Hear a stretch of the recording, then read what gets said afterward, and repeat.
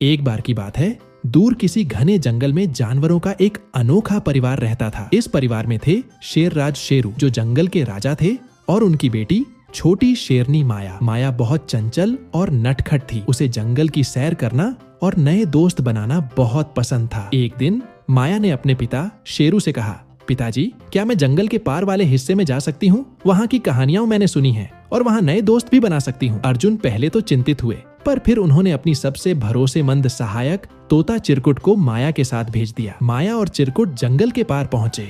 वहाँ का नजारा बिल्कुल अलग था। हरे भरे पेड़, झरने और तरह तरह के अजीबोगरीब जानवर। वहाँ उनकी मुलाकात हुई एक चालाक लोमड़ी रूही से, जो अपनी चालाकी के लिए जानी जाती थी, और एक मासूम हाथी बंटी से, जो हमेशा दूसरों की मदद करता था। पर इस जंगल में खतरा भी था। एक खतरनाक लकड़बग्घा जिसका नाम भंवर था। भंवर अपनी सेना के साथ जंगल के छोटे जानवरों को परेशान करता था। जब माया ने देखा कि भंवर ने बंटी के एक दोस्त खरगोश पिंकी को पकड़ लिया है, तो उसने ठान लिया कि वह भंवर का सामना करेगी। माया ने अपने नए दोस्तों रूही और बंटी के साथ मिलकर एक योजना बनाई। उन्होंने चिरकुट से शेरू तक खबर पहुंचाने को कहा और खुद भंवर का ध्यान भटकाने जंगल की गहराई में चली गईं। प्लान के मुताबिक रूही ने अपनी चालाकी से भंवर और उसकी सेना को झरने की ओर खींचा, जहां बंटी ने झरने के पास बड़े पत्थर गिराकर उनका रास्ता रोक दिया। इस बीच माया ने पिंकी को बचा लिया, लेकिन तभी भंवर ने माया को घेर लिया। उसी समय शेरू और उनके सैनिक वहां पहुंच गए। शेरू ने दहाड़कर